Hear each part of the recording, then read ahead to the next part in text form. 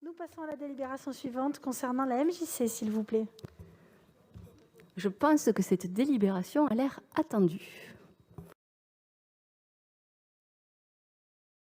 Pour autant, ce n'est pas une surprise. Nous avons eu quelques courriers.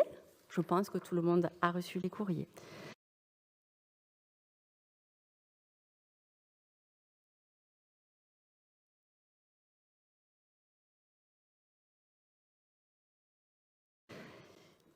Peut-être avant de reprendre les éléments de cette délibération, il me semble important de rappeler combien les actions culturelles de la ville sont diverses, variées et destinées à tous les publics.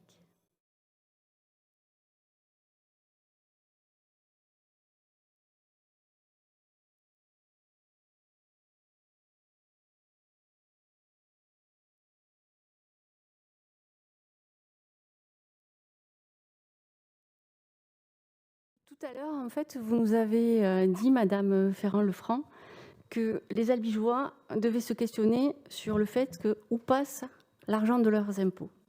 Alors moi, je voudrais juste dire, avant de vous présenter la délibération de la MJC, que depuis 1988, le salaire du directeur de la MJC est pris en charge par la collectivité à hauteur de 90%.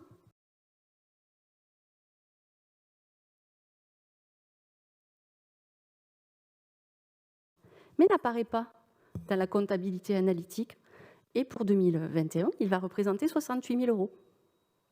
Ensuite, il y a des éléments qui ne sont pas valorisés en euros sonnants et trébuchants, et notamment la mise à disposition du bâtiment qui est occupé par aujourd'hui la MJC, puisqu'il a été racheté par la ville en 2004 pour soutenir l'association qui avait des difficultés financières.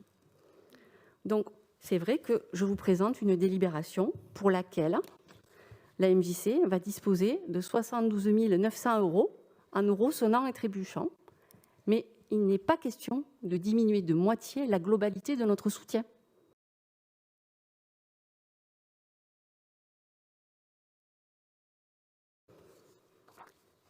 Donc, concernant la délibération de la MJC, je vous propose de soutenir la MJC sur le fonctionnement de sa structure à hauteur de 66 700 € et également donc 2 lignes supplémentaires, 6 000 € d'aide à la prise en charge des frais techniques et ensuite 6 000 € destinés à des dépenses d'équipement.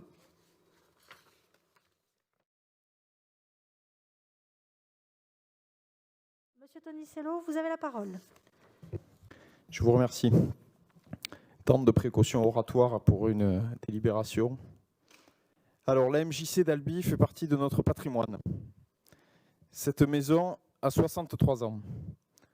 La MJC d'Albi, c'est 600 adhérents, 1000 usagers hebdomadaires, 13 administrateurs bénévoles. La MJC d'Albi, c'est une trentaine d'artistes et d'intervenants rémunérés, 150 temps d'ateliers et de stages hebdomadaires. Mais laissons de côté les chiffres. La MJC, c'est un lieu d'éducation populaire, de lien social, avec une volonté forte de se tourner vers les publics les plus éloignés de la culture. La MJC, c'est un espace pour créer, rêver, imaginer, jouer de la musique, faire du théâtre, danser, préparer des expositions. À la MJC, on réfléchit ensemble, on discute, on débat, on s'enrichit de la rencontre de l'autre. Combien de groupes de musique et d'associations ont été créés à la MJC d'Albi? Combien d'enfants et de jeunes ont découvert une passion à la MJC? Combien de curiosités se sont éveillées dans ces murs? Combien d'idées ont germé à la MJC? Combien d'émotions artistiques ont été ressenties à la MJC? Combien de vocations y sont nées? Tout n'est pas chiffrable, et c'est tant mieux. Une chose est pourtant sûre. Pour être ce lieu de culture, d'éducation populaire, ce lieu d'apprentissage de la vie démocratique, la MJC a besoin d'argent, besoin d'un soutien financier conséquent de la municipalité. Aujourd'hui, avec cette coupe budgétaire de 74 200 €, la MJC est en danger. Les emplois des permanents sont en danger. Les revenus des artistes intervenants, comédiens, musiciens, danseurs, chanteurs sont en danger. Et ce danger arrive dans un contexte de crise qui fragilise considérablement le monde de la culture, vous l'avez souligné. Cette décision est prise au plus mauvais moment, alors que le monde de la culture a plus que jamais besoin de solidarité, d'un soutien fort des collectivités. Couper de façon si brutale et si importante dans le budget de la MJC nous paraît une grave erreur. Pourquoi prendre une telle décision maintenant ? Pourquoi fragiliser encore plus à Albi un secteur déjà en grande difficulté? Quelle est votre intention vis-à-vis de la MJC? Nous sommes nombreux à attendre des réponses dans cette salle, à Albi et au-delà. Donc nous sommes nombreux à attendre des réponses ici, dans cette salle, à Albi et au-delà. Et en attendant et pour commencer, notre proposition est très simple. Un moratoire. Suspendre cette décision pour laisser du temps au dialogue et à la concertation avec l'équipe de la MJC. Parce que la MJC d'Albi fait partie de notre patrimoine. Et aujourd'hui, à cause de cette décision, ce patrimoine est en danger. Je vous remercie.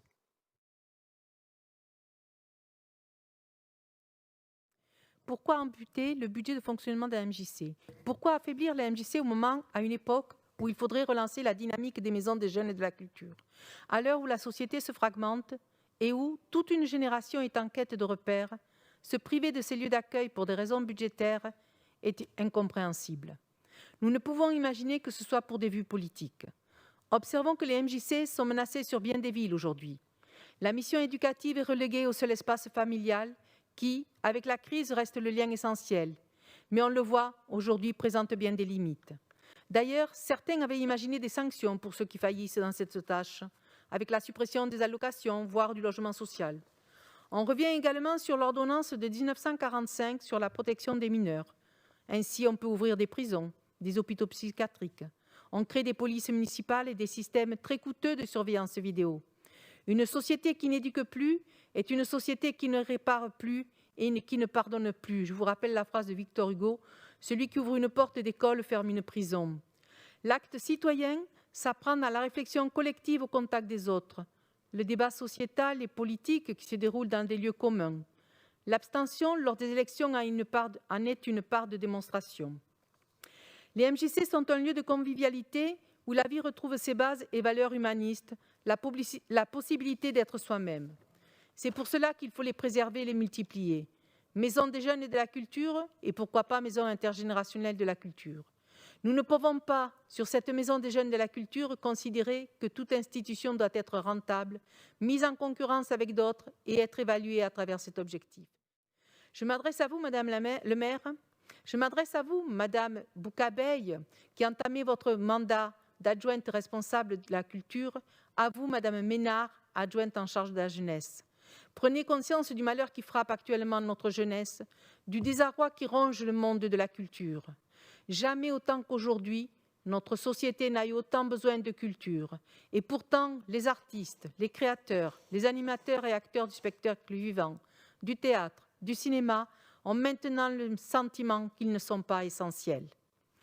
Or, quand on relit sur le site de la ville ce que sont les missions de la MJC, comment ne pas voir l'enjeu majeur de ne pas toucher à cet outil remarquable, qui est utilisé chaque année par 50 000 usagers, avec un passage de 1 000 personnes la semaine à peu près, avec un mois de vacances effectivement en été.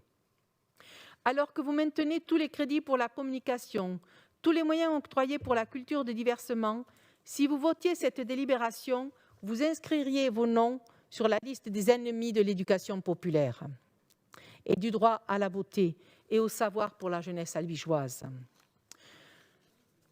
Albert Camus disait « Tout ce qui dégrade la culture raccourcit les chemins qui mènent à la servitude ». Il me semblait que sa parole faisait sens en cette ville classée au patrimoine de l'humanité. Mais nous vivons une drôle d'époque. Je vous le demande solennellement, ne faites pas passer la Maison des jeunes et de la culture dans la moulinette financière. Renoncez à cette délibération.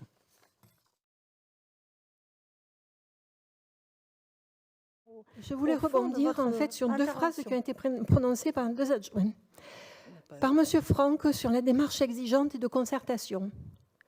Quand on voit que le préambule à la Convention est modifié sans concertation, on voit le décalage qu'il peut y avoir entre ce que les choses dites et les choses faites. Et je reprendrai un terme de Madame Boucabeille, la confiance dans le monde culturel et l'espoir. Je ne suis pas sûre que tous les intervenants culturels et tout le monde de la culture qui travaille avec la MJC appréciera cette phrase de votre part. Pour conclure, je pense que la Maison des Jeunes de la Culture fait partie de ces outils dont nous avons plus que jamais besoin en ce moment. Et avec la décision que vous prenez, surtout une décision abrupte, c'est-à-dire sans laisser la Maison des Jeunes de la Culture s'organiser, c'est-à-dire que c'est l'équivalent quasiment de 2 emplois qui vont partir. Ce que vous atteignez, c'est pour moi la paix sociale, la cohésion de notre ville. Je vous le dis très sincèrement. J'espère que tout le monde autour de la table, parce qu'il y a beaucoup de personnes du monde culturel, du monde associatif, et qui sait combien le monde associatif est en fragilité en ce moment. J'espère que nous tous, là, nous réalisons ce que nous allons faire par ce vote. Je vous remercie. Madame Paturé, qui fait une critique ouverte du modèle éducatif des familles et qui compte sur la MJC, qui va se suppléer à cette problématique éducative par le biais de l'éducation populaire, je suis vraiment sidérée. Que pense-t-on des Albigeois ?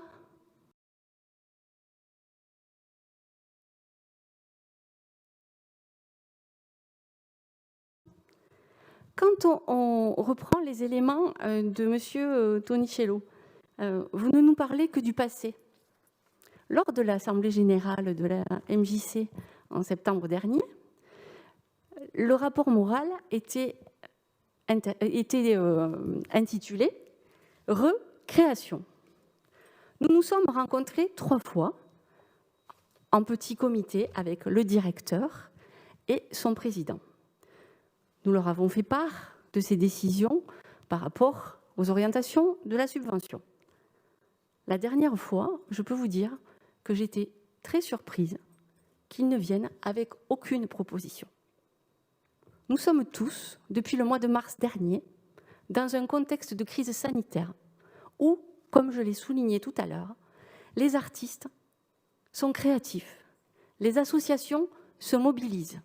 Il y a des interventions sur la toile, sur les réseaux sociaux, des ateliers qu'ils se réinventent. Je suis à jeun et ma collègue peut aller dans le même sens que moi, et Madame le maire qui était là lors de la dernière rencontre, nous sommes à jeun d'une proposition innovante.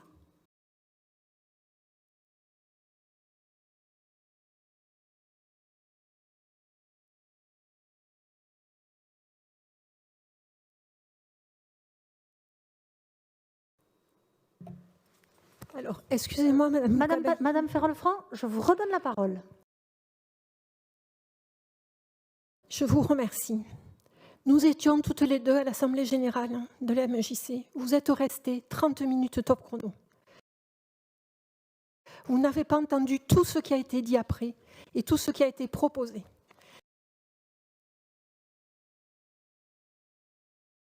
Donc dans les paroles, oui, il y a un rapport et après il y a ce qui est dit. Et je pense que dans les paroles que vous dites, c'est franchement blessant pour tous les gens qui travaillent à la MJC, qui sont bénévoles à la MJC, qui ont bénéficié de la MJC. Vraiment. Vous nous rappelez régulièrement que parfois, donc, sur les éléments tarifaires, puisqu'on va parler aussi d'argent,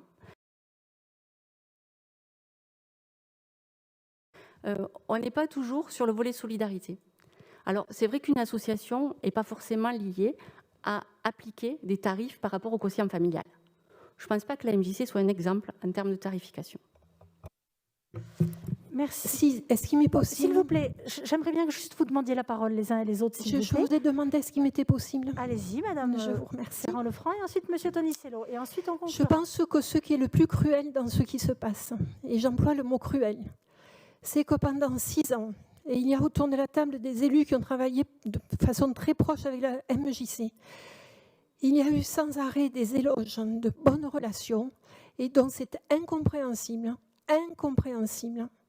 que vous coupiez de telle sorte cette subvention par le montant de la baisse de cette subvention et par la façon dont c'est fait, c'est-à-dire immédiatement, sans moratoire.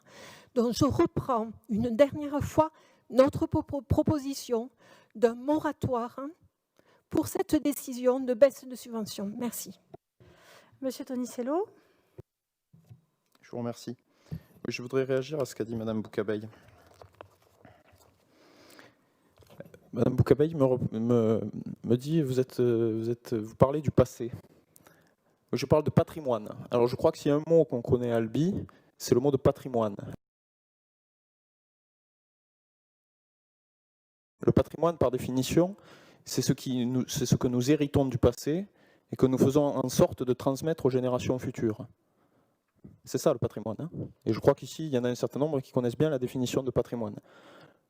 Donc ça, c'est la première chose que je voulais vous dire. Oui, c'est un patrimoine, ça a 63 ans, la MJC, et aujourd'hui, elle est en danger.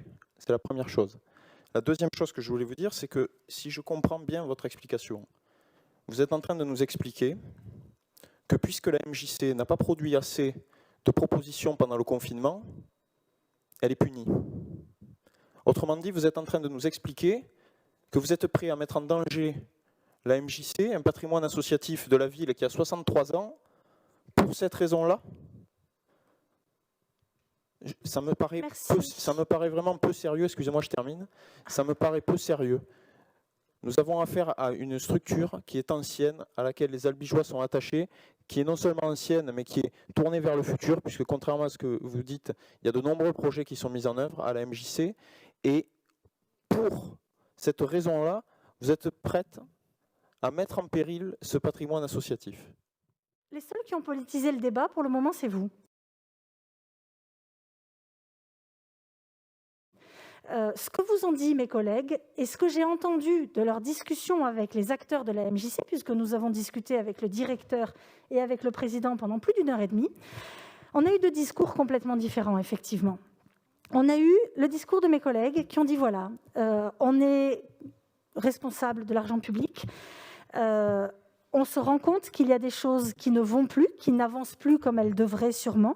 Qu'est-ce que vous avez à nous proposer ? La réponse de la MJC, ça a été de dire on a besoin d'argent. Je l'ai noté, on a besoin d'argent.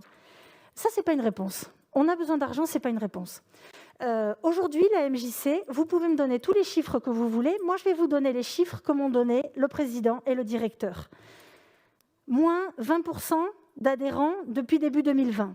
On va dire que c'est normal, que ça arrive à tout le monde. Moins 10% d'adhérents en 2019. Là, c'est un signal qui est quand même un tout petit peu plus alarmant. 50% des adhérents de la MJC ont plus de 30 ans. Donc déjà, s'agissant du J de MJC, on a déjà 50% qui ne correspond plus au public que vous valorisez les uns et les autres, dit des jeunes. Même si on est tous le seigneur de quelqu'un, mais on est tous aussi sûrement le jeune de quelqu'un.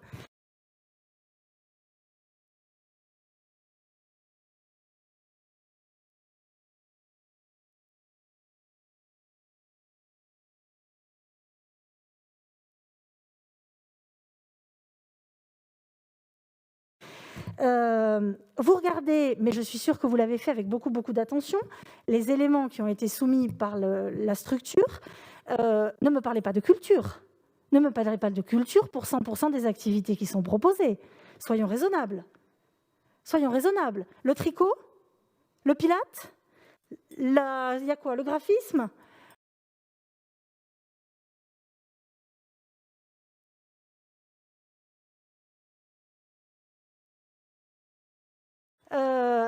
Non, madame Ferrand-Lefranc, ce n'est pas de la culture.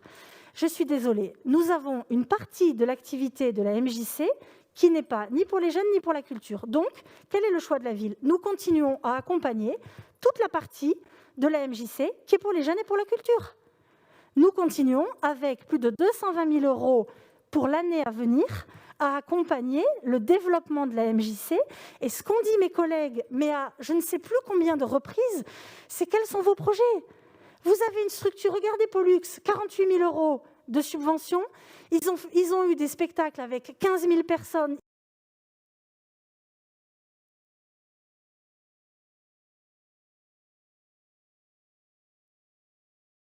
Ils se sont réinventés en permanence, 15 000 personnes sur l'année.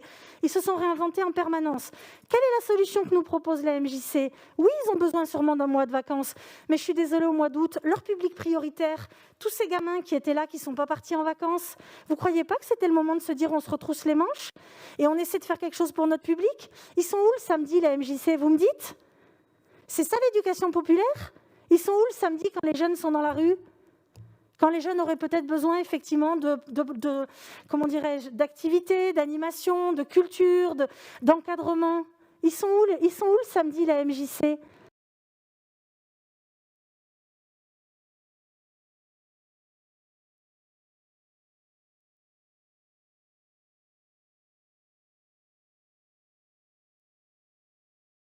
Donc le problème, il n'est pas du tout dans la MJC, dans son histoire. Personne ne renie l'histoire de la MJC. Personne ne renie tout ce qu'a pu apporter la MJC sur des générations sûrement, sur des artistes sûrement, sur la ville sûrement. On n'a aucune difficulté là-dessus. Toute la discussion que nous avons eue avec eux, c'était de leur dire quels sont les projets que vous nous proposez, comment est-ce qu'on rebondit, on est obligé de se réinventer, comment est-ce qu'on rebondit. On est soumis à un contexte qui fait que nous sommes obligés, les uns et les autres, de nous réinventer.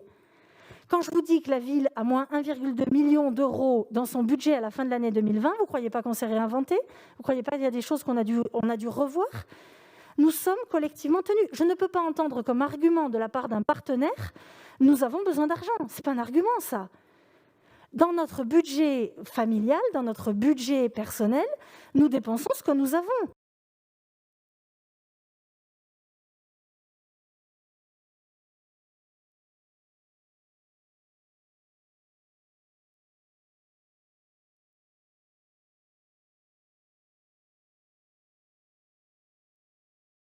Or, nous nous sommes retrouvés face à un mur de gens qui nous ont dit « nous ne changerons rien, nous n'avons pas à changer ».